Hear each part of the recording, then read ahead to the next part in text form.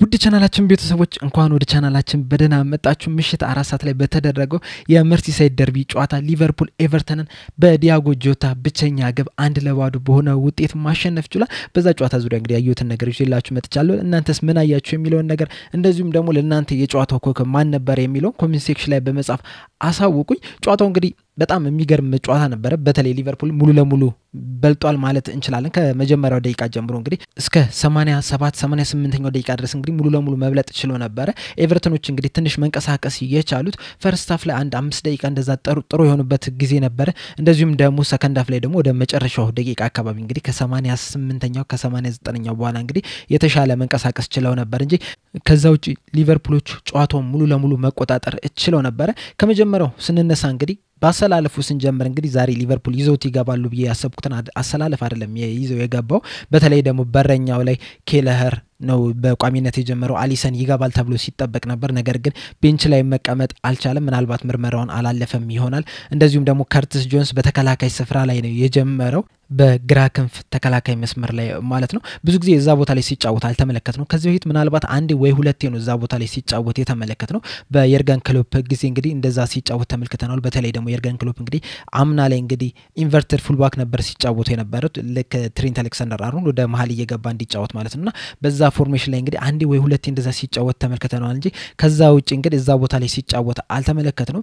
በወጣትነቱም እንግዲህ ታች አካዳሚ ያለም ራሱ ፊት ለፊት አጥቂ ላይ ነው እንጂ ተከላካይ ላይ ሲጫወት አልሰማውም እና ይሄ ለመጀመሪያ ጊዜ ነው ማለት እንችላለን። በሙሉ 90 ደቂቃ እንደዚሁም ደግሞ በደርቢ እዛ ቦታ ላይ ሲጫወትና ምርጥ የሚባል እንቅስቃሴን ማድረግ ችሏል። እዛ ቦታ ላይ የመጀመሪያው እንደመሆኑ መጠን ከብዙ ጊዜ በኋላ የተጫወተው ጨዋታ እንደመሆኑ መጠን እንግዲህ የተሻለ እንቅስቃሴን ማድረግ ችሏል። እንደውም መጨረሻ ላይ እንግዲህ ኦፍ ተባለ እንጂ የመለሳት እንትን ነበረች፣ ኳስ ነበረች ራሱ ያቺ ኳስ አልፋ ቢሆን ኖሮ እንግዲህ ወደ ጎልነት የመቀየር ቻንስ ይኖራት ነበር። በተጨማሪም ደግሞ ሊቨርፑሎች ጨዋታውን ኮንትሮል እንዲያደርጉት በፖዚሽን ደረጃም ራሱ የበላይ እንዲሆኑ አድርጓቸዋል። ምክንያቱም እንግዲህ እሱ ኳስ ሲይዝ እንግዲህ ጨዋታውም የተረጋጋ ነው የሚሆነው። እንደዚሁም ደግሞ ወደ መሀልም እየገባ የመሀል ተጫዋቾቹንም ሲያግዝ ተመልክተናል።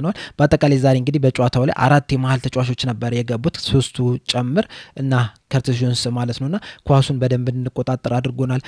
ሮበርትሰን ድንቅ የሚባልን ጊዜን ማሳለፍ ችሏል። በመከላከሉም በማጥቃቱም ተከላካዮቹን ኮናቴና ቨርጅል ቫን ዳይክም ጥሩ የሚባልን ጊዜን ማሳለፍ ችሏል። በርግጥ ቤቶ በጣም ሲያስቸግራቸው ነበር። የአየር ላይ ኳስ እንግዲህ እየተገዳደረ ወይም ደግሞ አንዳንድ ጊዜም እየቀማቹም ሲያስቸግራቸው ተመልክተናልና ከሱ ከማስቸገር ውጪ እንግዲህ ሌላ ምንም የተቸገሩበት ነገር የለም።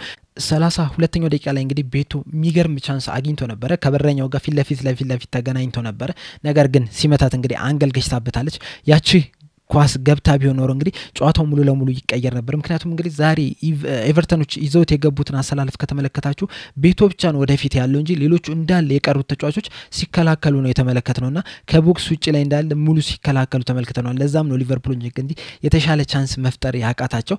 በተለይ በጨዋታው ላይ እንግዲህ ኑኔዝ ከመጀመሪያው ጀምሮ ቢሆን ኖሮ እንግዲህ የተሻለ ነበር የሚሆነው። ምክንያቱም እንግዲህ ጨዋታውን ከተመለከታችሁት ከመጀመሪያው ደቂቃ ጀምሮ እንግዲህ ክሮሶች በጣም ሲበዙ ነበር። በተለይ ደግሞ በግራ በኩል እንግዲህ ዲያዝና ሮበርትሰን ብዙ ኳሶችን ሲያሻሙ ነበር። ነገር ግን ያንን ኳሶች እንግዲህ የሚሻማም አልነበረም። ቀጥታ ኤቨርተኖች ሲያጸዱ ተመልክተናልና ምናልባት ለኑኔዝ የተመቸ አይነት አጫወት ነበር ሲጫወቱ የነበሩት እና አብዛኞቹ ቻንሶች በእርግጥ በግራ በኩል ነበር ክሬስ ሲደረጉ የነበሩትና ዛሬ የሊቨርፑል የተሻለ እንቅስቃሴ ማድረግ ችሎ ነበር። እንደዚሁም ሳላ ራሱ የተሻለ ኳሶችን መንካት ችሏል። ነገር ግን ደግሞ ከዚህ በፊት እንደተመለከትነው እንግዲህ ብዙ ቻንሶችን ክሬት ማድረግ አልቻለም፣ ብዙ ሙከራዎችን ማድረግ አልቻለም። በርግጥ ጥሩ የሚባል እንቅስቃሴን ማድረግ ቢችልም ማለት ነው ዛሬ እንዳጠቃላይ እንደ ቡድን ማለት ነው ካለፉት ጥቂት ጨዋታዎች የተሻለ እንቅስቃሴ ማድረግ ችለን ነበር።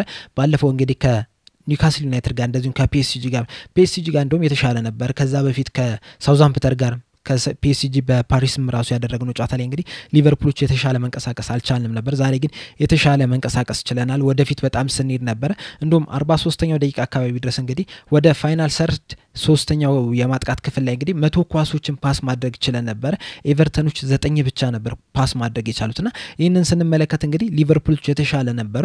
ኤቨርተኖች በበኩላቸው ደግሞ በካውንተር አታክ ለማጥቃት ነበር ሲሞክሩ የነበሩት። በተለይ በፈጣን መልሶ ማጥቃት በረጅም ኳስ ይጣላል፣ ቤቱ ጋር ይደርሳል። ቤቱ ደግሞ ተከላካዮቹን አስጨንቆ የሆነ ነገር ለመፍጠር ሲሞክር ነበርና ለነሱ የተሻላቸው የሚሉትን ነው እንግዲህ ፎርሜሽን ይዘው የመጡትና ሊቨርፑሎች ደግሞ እንደዚህ ጥቅጥቅ ብሎ በሚከላከሉ ብሮች ላይ ብዙ ጊዜ ሲቸገሩ ተመልክተናል። ተመልክተናል እነዛን ለማስከፈት በጣም ወደፊት ነቅለው ይሄዳሉ ከዛ በኋላ ደግሞ ካውንተር አታክ ሲጠቁ ተመልክተናልና ያንን ነገር ነው ዛሬም ስንመለከት የነበረው ነገር ግን ዛሬ የተሻለ መከላከል እችለናል የተሻለ ኳሱን መያዝ እችለናል እንደዚሁም በተረጋጋ ነበር ኳሱን ስንጫወተው የነበረው ከዛ በኋላ ነው እንግዲህ ጎሏም የመጣችው 57ኛ ደቂቃ ላይ ነበር በዲያጎ ጆታ ጎሏ የገባችውና ዲያጎ ጆታ እንግዲህ የራሱን ብቃት ተጠቅሞ ነው ያችን ኳስ ያገባት ራሱ ድሪብል አድርጎ ተጫዋቾችን አልፎ ነው ያገባት እንደውም ከዚህ በፊት አርሰናል ላይ ያገባት ጎል ነች ትዝምትለኝ አርሰናል ላይ እንደዚህ አይነት ተመሳሳይ ጎል ማስቆጠር ችሎ ነበር ከዛ ጋር የሚመሳሰል ነው ከስንት ጨዋታዎች በኋላ ነው ይሄንን ጎል ራሱ ያገባው የጎል ድርቅ አለበት ስላችሁ ነበር ከጨዋታው በፊት በሰራውላችሁ ፕሮግራምና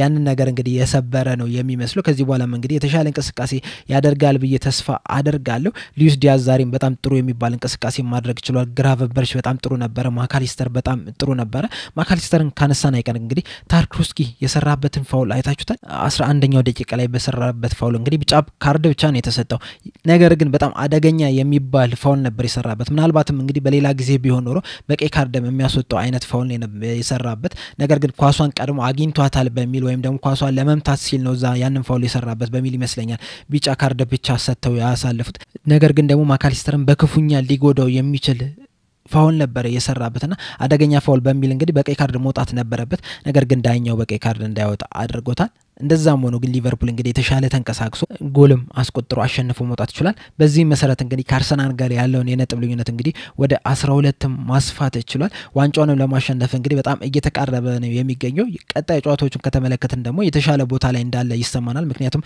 ቀጣይ ከፉላም ነው ከዛ በኋላ ደግሞ ከዌስትሃም እና ከሌስተር ሲቲ ጋር ነው የሚገናኙና የተሻለ ቦታ ላይ ያለ ነው የሚመስለው በተለይ ደግሞ ቀጣይም እንግዲህ አርሰናል ከኤቨርተን ጋር የሚገናኙ ይሆናልና በዛም እንግዲህ ኤቨርተኖች አርሰናል ነጥብ የሚያስጥሉ ከሆነ እንግዲህ የተሻለ ቦታ ላይ ይሄድን ለዋንጫ ለማንሳትም በጣም እየተቃረብን ነው የምንሄደውና የዛሬው ድል እንግዲህ በጣም ወሳኝ የሚባል ነው ደርቢን ከማሸነፍም በላይ ነው ለዋንጫ መቅረብም አለበት እንደዚሁም ደግሞ የመጀመሪያው ዙር ላይ እንግዲህ የተፈጠረውን ነገር ተመልክተናልና ያንንም ነገር ደግሞ በሚገባ ተበቀለናቸዋል ብዬ አስባለሁ ስታቶችን ከተመለከተን ራሱ ዛሬ ሊቨርፑል የተሻለ መንቀሳቀሱን የሚያግዙን ናቸው ፖዚሽን ራሱ ከተመለከተን 74% ነበር ሊቨርፑል ያዘው ኤቨርተኖች 26% ብቻ ነበር ያዙት ኤክስፔክትድ ጎል ከተመለከተን ደግሞ 1.39 ነበር የሊቨርፑል የኤቨርተኖች ደግሞ 0.67 ቶታል ሹት ከተመለከተን ሊቨርፑል 17 ሹቶ 3 ኦን ታርጌት ነበር ኤቨርተኖች 5 ሹቶ ምንም አይነት ኦን ታርጌት መፍጠር አልቻሉም ቢግ ቻንስ ከተመለከተን ደግሞ ኤቨርተኖች 2 ቢግ ቻንስ ክሬት አድርገው ነበር በተለይ ደግሞ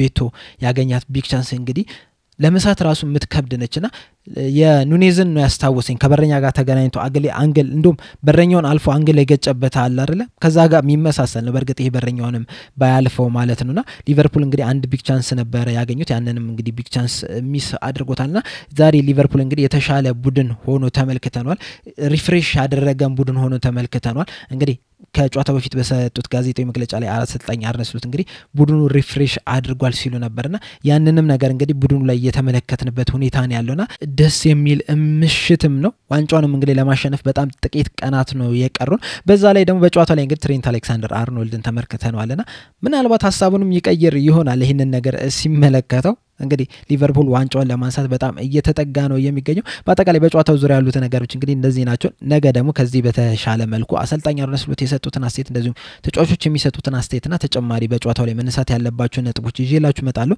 እናንተም ግን በጨዋታው ዙሪያ የተሰማችሁን እንደዚሁም ለእናንተስ የጨዋታው ኮከብ ማን ነበር የሚለውን ነገር ኮሜንት ሴክሽን ላይ በመጻፍ አሳውቁኝ በቀጣይ በሌላ እስከምንገናኝ ድረስ ሰብስክራይብ ላይክ ሼር ማድረግ እንዳትረሱ ቻው